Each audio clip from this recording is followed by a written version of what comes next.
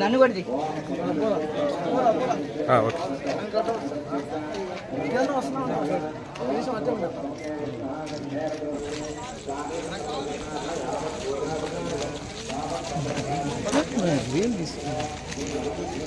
రఘువడి Venkata కామేశ్వరరెడ్డి sir స్వాగతం.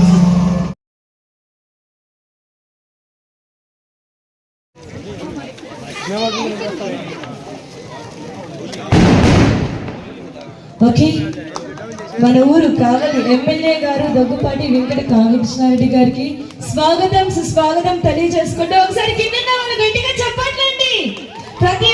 ప్రజలందరికీ కూడా వినాయక చవితి శుభాకాంక్షలు తెలియజేస్తున్నా. మీ ఆనందంలో నేను కూడా ఆనందం పంచుకుందామని మీ ముందుకు రావడం జరిగింది.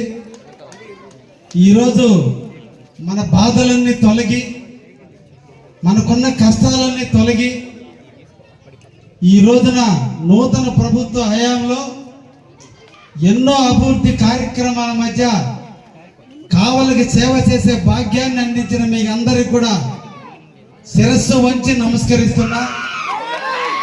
మీ వార్డు నుంచి కూడా నాకు దాదాపు 300 పైచిలుకు ఓట్ల మెజార్టీని మీరు అందించినందుకు ఈ సందర్భంగా మీరందరికీ కూడా కృతజ్ఞత తెలియజేస్తున్నా.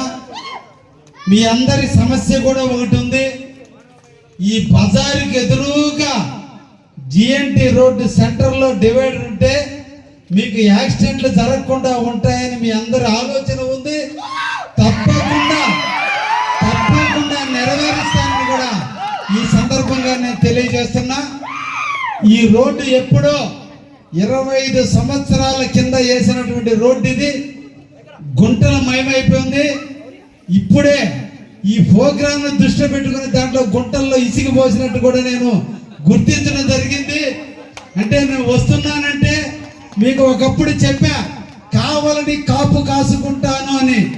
నేను ఇక్కడ వస్తున్నా, నా కళ్ళు ఈ ప్రాంత డ్రైనేజీ మీద ఉన్నటువంటి నాపరాల సాయి చూసింది, ఈ రోడ్డు మీద నా కళ్ళు చూశాయి. అంటే నేను నిరంతరం కావలికి సేవకుడిగానే ఉన్నాను తప్ప ఎమ్మెల్యేగా అంగు ఆర్పాటాలతో లేరని మీ అందరికి కూడా తెలియజేస్తున్నా. తప్పకుండా మీ సిమెంట్ రోడ్డు కూడా తొందరలోనే శాంక్షన్ చేపిస్తారని కూడా ఈ సందర్భంగా తెలియజేస్తూ, ఈ వినాయక చవితి మనందరి జీవితాలలో వెలుగులు నింపాలని, ఈ రోజున టపాసుల వెలుగుల్లో, కరెంటు దీపపు వెలుగుల్లో ఎంత దేదీప్యమానంగా ఈ వార్డు ఉందో అదే విధంగా మన జీవితం కూడా ఇంతటి వెలుగులను విరజిమ్మేందుగా మనందరం కూడా ఉండాలని, దానికి ఒకరినొకరు ప్రేమించుకోవాలని, ఒకరి మీద ఒక మమకారం పెంచుకోవాలని, ఈర్ష్య ద్వేషాలకు దూరంగా ఉండాలని ఈ రోజున మనందరం కూడా ఆలోచించాలి. వినాయకుడిలో సగం మనిషి ఆకారం, సగం జంతు ఆకారం, ఏనుగు ఆకారం. మనిషికి బజ్జాకారం. అందం ముఖ్యం కాదు, ఆత్మాభిమానం ముఖ్యం. అందం ముఖ్యం కాదు, మనసు ముఖ్యం అని చెప్పేదానికే వినాయకుడిని బజ్జ రూపంలో చూపించారు. అదేవిధంగా దేవుడనేవాడు మనల్ని ఎలా పుట్టించాడో ఈ ప్రపంచంలో, ఈ సృష్టిలో 84 లక్షల జీవరాశులు ఉన్నాయి. ఒకటి కాదు, రెండు కాదు, 84 లక్షల జీవరాశులు ఉన్నాయి. చెట్లు ఉన్నాయి, పక్షులు ఉన్నాయి, జంతువులు ఉన్నాయి, చేపలు ఉన్నాయి, పాములు ఉన్నాయి. ఇన్ని జీవరాశులు పనిచేస్తుంటే ఒక్క మనిషి మాత్రమే మాట్లాడగలుగుతున్నాడు. ఏ ఒక్క జీవరాశి కూడా మాట్లాడే హక్కు దేవుడు ఇవ్వాల. ఇచ్చింది ఒక్క మనిషికే.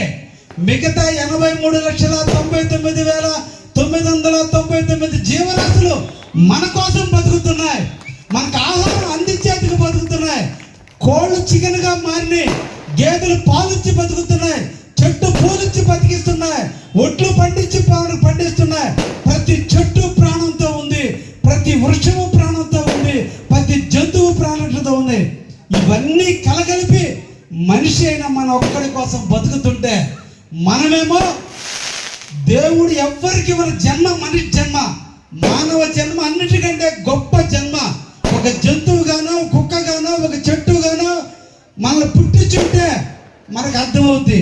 కానీ అన్నిటికంటే గొప్ప జన్మనిచ్చిన దేవుడికి నిరంతరం కూడా మనం కృతజ్ఞతగా ఉండాలి. అందుకే మన పూర్వీకులు దేవుడిని చేతులెత్తి నమస్కరించమన్నారు. అందుకనే ఈ రోజున వినాయకుడులో సగం మనిషి సగం జంతువు, బలమైన జంతువు నెత్తిన పెట్టారు, బలహీనమైన ఎలుకని కిందన పెట్టారు. అంటే చిన్న దాన్ని మొదలుకొని పెద్ద జంతువు వరకు ప్రేమించండి అని చెప్పడానికే ఈ రోజు మనకి వినాయకుడు మనకు ముందున్నాడు.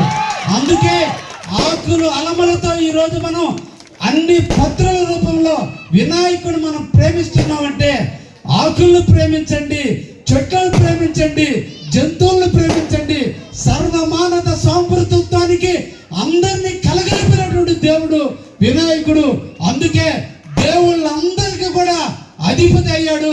ఈ రోజు కావలికి ఎమ్మెల్యే నేనైతే, దేశానికి రాష్ట్రానికి ముఖ్యమంత్రి చంద్రబాబు అయితే, దేవుళ్ళందరికీ ముఖ్యమంత్రి అయిన వ్యక్తి వినాయకుడు లాంటి వాడు. అటువంటి వినాయకుడు బిడ్డలు అన్నింటినీ తొలగించేవాడు వినాయకుడు.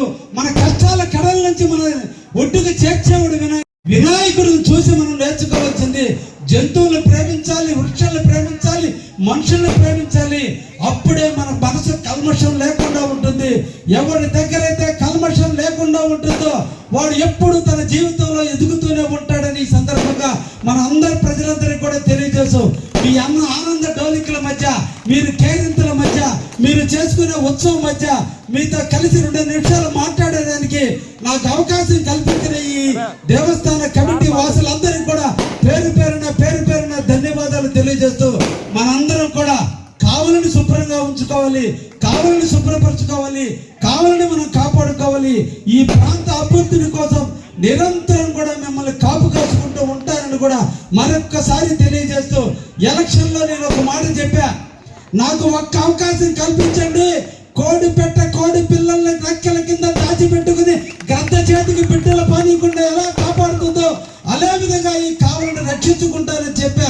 నాటి నుంచి నేటి వరకు కూడా ఈ 3 నెలల కాలంలో కావలి అభ్యున్నతి కోసం కృషి చేస్తున్నా మీ ఆశీస్సులు, మీ దీవెనలు, మీ ప్రోత్సాహం, మీ సహకారం అన్నీ ఉంటే నిరంతరం కూడా కావలిని అభివృద్ధి చేసే దాంట్లో మీ కావ్యకృష్ణుడి సేవకుడిగా మీ అందరికీ ఉంటాడని కూడా ఈ సందర్భంగా తెలియజేస్తూ మరొక్కసారి మీ అందరికీ కూడా వినాయక చవితి శుభాకాంక్షలు తెలియజేస్తూ ముగిస్తున్నాను.